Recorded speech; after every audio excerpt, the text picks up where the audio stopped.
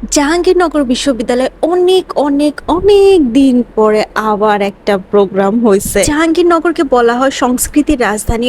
Almost everyday এখানে কোনো না কোনো কালচারাল প্রোগ্রাম তো থাকেই থাকে। ইভেন এমন হয় যে একদিনে ৩-৪টা প্রোগ্রাম হইতেছে, কোনটা রেখে কোনটা দেখব সেটা নিয়ে আমরা কনফিউজড হয়ে যাই।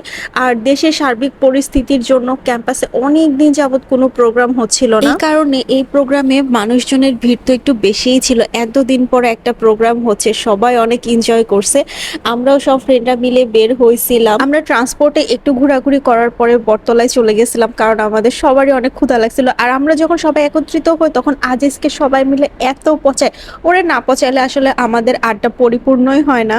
খা খা আর দে মুহে।